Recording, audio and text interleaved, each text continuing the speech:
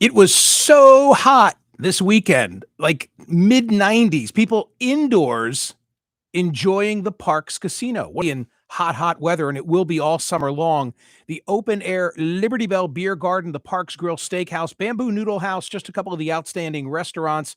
Action, excitement, live entertainment. It really is a destination, a great one for summer. It's Parks Casino. Time now for the headlines from Smerconish.com, the newsletter. Surprised, disappointed by yesterday's survey result, 9,032 votes cast. Nothing disappointing about that. Should Wimbledon ban Russian and Belarusian players? 76.56% said yes. Two things I wanted to say about this. One, Wimbledon was a bucket list item for me, and I satisfied it about 4 or 5 years ago, and it was just fabulous. TC, sipping Pim's cup. Come on. And I'm watching the action and the ability to just move around and watch all different matches at all different times. I was on the second court, like not the first court where Meghan. Kate. No, William and Kate. Harry and Meghan. Yes.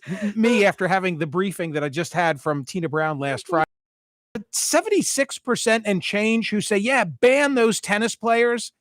It's just not my view. I mean, I want to take it out on Putin, but the idea that the diva can't sing at the Metropolitan Opera or that Alex Ovechkin, we should be rejecting him because after all, he has Putin in his Instagram account. But if he takes it out, what happens to his family who are still back in Russia? I don't like it when the punishment extends and Russia itself to some of these entertainers and personalities. And we've talked about that in the past. Before I get to today's survey question, let me note that when all was said and done on Saturday, when I signed off on television, I think it was like 20,000, right around 20. Yes. Right. A little over. The 22. question was, should Joe Biden announce now that he's not running for reelection? I did a commentary on this on CNN on Saturday. I knew that there would be a lot of blowback, and there was. I had spoken of this subject here on POTUS on Friday, but gang, can we call it 30,000 people voted? And in the end, it was 51% and change to 48% and change. It hardly matters which way it ended up turning out. Well, I'll tell you, 51.62% said no. And 48.38% agreed with me that if he's not going to run, then he probably ought to say so right now and take himself out of the whole midterm dynamic and say, I've got a full plate and I'm going to focus, just like LBJ said, I'm going to focus every day on the problems of the United States and not the partisan politics that might advantage me in running for reelection. Oh, and the social media was fast and furious on Saturday morning. You belong on Fox News. Every Saturday, I turn on CNN and you're bashing Biden. You hate Biden. Nope. Nope. You know, am I watching faux news? You know, get it, Fox, but faux. I mean, it was really, really something. You always get some of that, no matter what you talk about. This weekend was really I'm going to ask you a question in a moment, but I first want to make this point. I expressly said, I wish good things for President Biden's leadership, for President Biden's health. I think that he is a decent, honorable, patriotic individual. I said all of that. Yes, you did. And I said, I think I'm making an argument. Right. No one paid attention to that.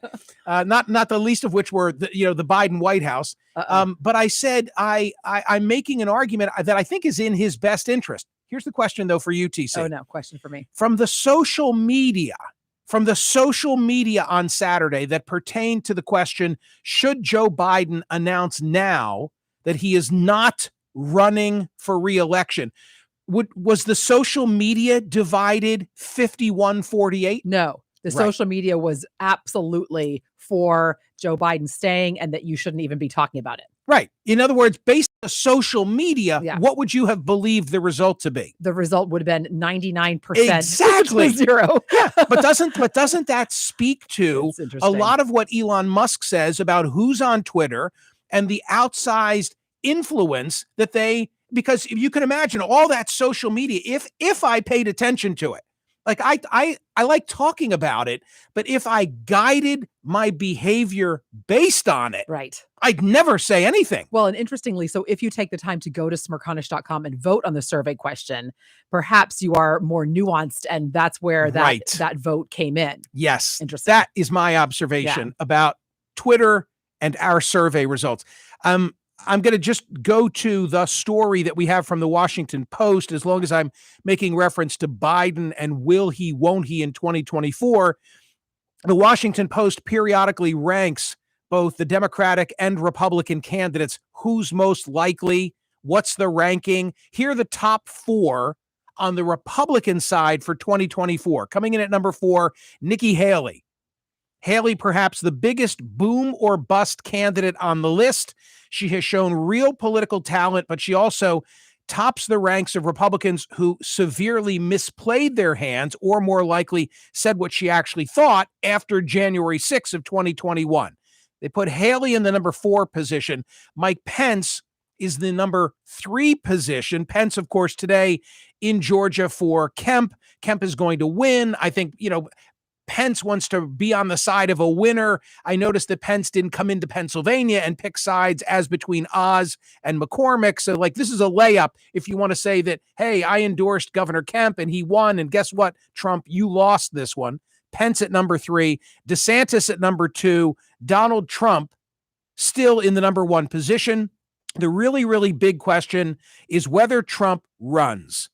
We can all overanalyze the tea leaves on that, but it's somewhat gobsmacking that Trump hasn't made more of the fact that his nominees to the Supreme Court seem on the verge of overturning Roe versus Wade. Well, I think I know the answer to that. I think that Trump is mindful among suburban women too closely the overturning of Roe versus Wade. I mean, it's absolutely shocking that Trump hasn't taken the credit for that, because he can. Today's survey question at Smerconish.com, it pertains to something that the president said on his overseas Asian trip. I'm asking, should the United States intervene militarily if China attempts to take Taiwan by force? This is what President Biden just said about that. You didn't want to get involved in the Ukraine conflict militarily for obvious reasons. Are you willing to get involved militarily to defend Taiwan if it comes to that? Yes. You are. That's a commitment we made. We are not, look, here's the situation. We agree with a one China policy. We signed on to it and all the attendant agreements made from there. But the idea that it can be taken by force, is just not appropriate. It will dislocate the entire region and be another action similar to what happened in Ukraine. You'll hear this referred to as an the ambiguity of where we stand relative to China and Taiwan. The one China policy is a policy wherein the U.S. acknowledges China's position that Taiwan is part of China, but we've never officially recognized Beijing's claim to the island of 23 million people. The fact that he said it while he's there is getting a lot of attention, and he's drawing a distinction between our unwillingness to be directly involved in Ukraine and our willingness to be directly involved in Taiwan. With regard to Ukraine, in a surprise visit to Kyiv on Sunday, the Polish president, Andrzej Duda, said that only Ukraine should decide any terms upon which it pursues peace with Moscow. Called for a complete removal of all Russian troops in Ukraine, breaking with European leaders who have suggested the partly occupied country should accede to some of the attackers' demands. Duda was the first foreign leader to address Ukraine's parliament in person since the invasion. He called for the European Union to increase its sanctions on Russia and accept Ukraine as its newest member. Pertaining to both President Biden and Ukraine, Tom Friedman, who was my guest a week ago on CNN, Tom Friedman, the 3-time Pulitzer Prize winner from the New York Times, The World is Flat, among so many other best-selling books, said this in beginning his column, posted at Smerconish.com right now. President Biden invited me for lunch at the White House last Monday. but it was all off the record. Hey, I guess that means that he was with me on Saturday and knew, as he was my guest, that he was going to the White House on Monday, engagement? that he had a luncheon engagement. Yeah. But he couldn't talk about it. Or do you think that the White House saw him saying what he said? Oh. Because what he said to me on CNN is that we are inching toward direct conflict with Russia. Let's go with that. I like that story. Yeah, me too. And so the phone rings, right? Hey, I just saw It's you like on Smerconish. Jen Psaki on her way out the door, and she says, hey, the president just saw you on Smerconish. Get over here on Monday. That's how it happened. President Biden invited me for lunch at the White House last Monday, but it was all off the record, so I can't tell you anything. I can, though, tell you two things: what I ate and how I felt after.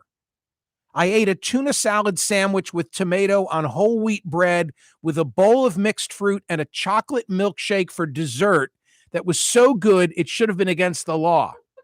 Could you imagine washing down? No. Doesn't it defeat tuna salad if you have a milkshake? You eat tuna salad to be healthy. Salad is healthy? Yeah. Depends how much A mayonnaise is in there. milkshake is something that you eat with a burger and fries when you decide, I'm not keeping track of the calories of any of this. The way your mind works on food is hysterical. Why? Because you're assuming that tuna salad is healthy. Tuna salad isn't necessarily healthy with all the mayonnaise. That's what makes it good. Oh, geez. And you got to have a little bit of celery in there, chopped up. Wow. Anyway, as to the substance of what Friedman wanted us to know, he said, what I felt afterward was this. For all you knuckleheads on Fox who say that Biden can't put two sentences together, here's a news flash. He just put NATO together, Europe together, and the whole Western alliance together, stretching from Canada up to Finland and all the way to Japan, to help Ukraine protect its fledgling democracy from Vladimir Putin's fascist assault. In doing so, he has enabled Ukraine to inflict significant losses on Russia's invading army, thanks to a rapid deployment of U.S. and NATO trainers and massive transfers of precision weapons, and not a single American soldier was lost. Hey, you can't argue with what Tom Friedman just said. And maybe he makes a good point, right? That President Biden just doesn't get the credit that he deserves for what is taking place in Ukraine right now. How does that play with Republicans? Well, 70% of them want Biden impeached after the midterm election.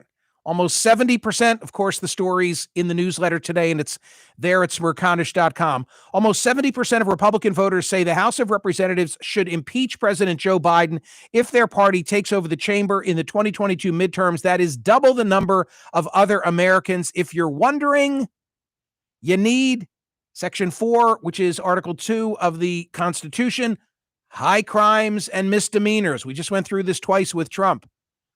The president, vice president, and all civil officers of the United States shall be removed from office on impeachment for and conviction of treason, bribery, or other high crimes or misdemeanors. So Trump was impeached twice. Do you remember what for? What for? What for? January 6th and the Zelensky telephone call. Holy smokes, to think about that in retrospect. Most of us had never even heard of President Zelensky at the time.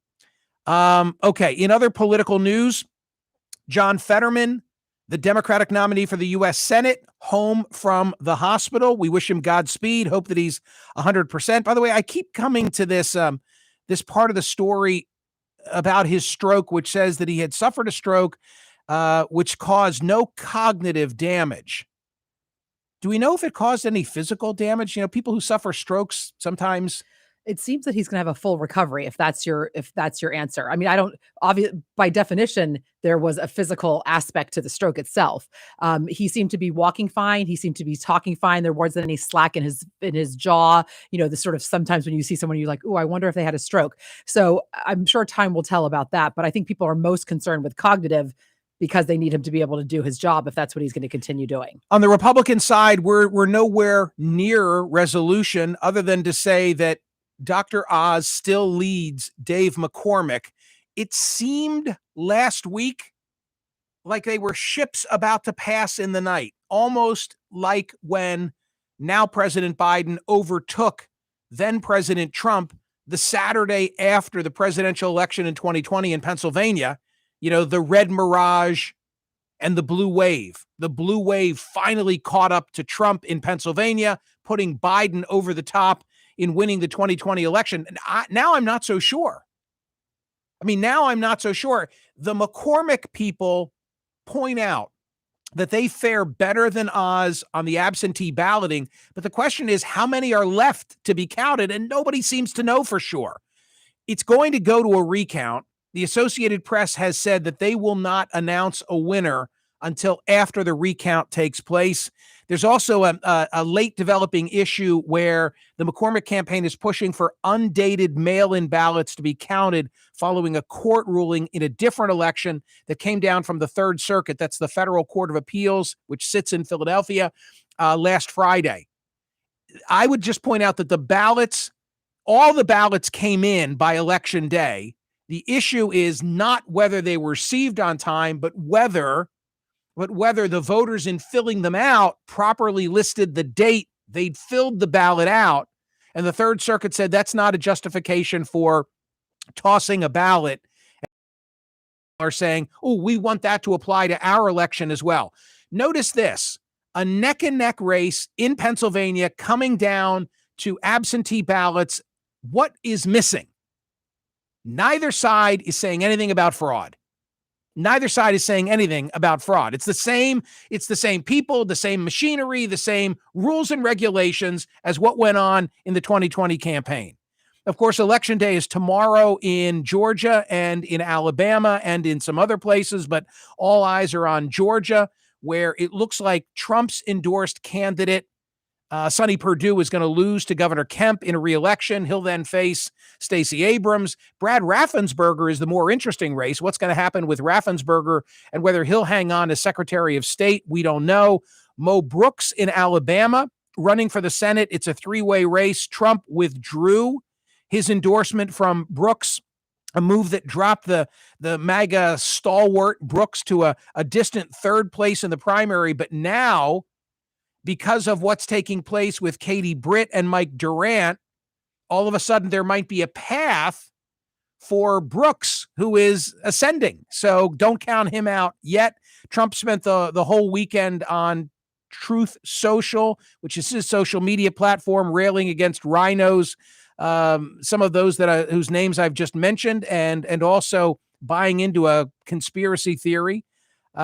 And finally, a bombshell report that is linked at Smerconish.com today, a 400-page report finding that the Southern Baptist leaders sexually abused survivors for a long time. This is the lead from the Houston Chronicle. For 20 years, the leaders of the Southern Baptist Convention, including a former president now accused of sexual assault, routinely silenced and disparaged sexual abuse survivors, ignored calls for policies to stop predators, and dismissed reforms that they privately said could protect children but might cost the SBC money if abuse victims later sued. Among the key findings, longtime SBC leaders kept a private list. Does this sound familiar, by the way, Philadelphia? Kept a private list of abusive pastors and ministers, despite claiming for years that such an idea was impractical for stopping predators and impossible to adopt because of the SBC's decentralized structure. Compiled in 2007, the roster contained the names of 703 offenders, most with an SBC connection. A few still work at the churches in the SBC or other denominations. I asked the question that I asked about the Catholic Church when the focus was on the Catholic Church in the past. If you had any other large institution, would you find, if you were under a microscope, if they were under a microscope, the same level of predatory behavior, or is there something about these religious institutions?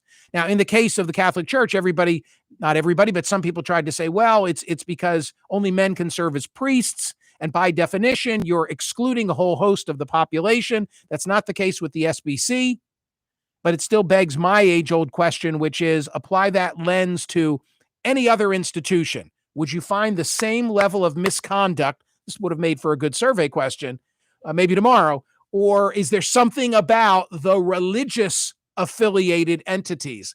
Ponder that for a while. Vote on today's survey question at Smerconish.com. Should the United States intervene militarily if China attempts to take Taiwan by force? Thank you. See you tomorrow.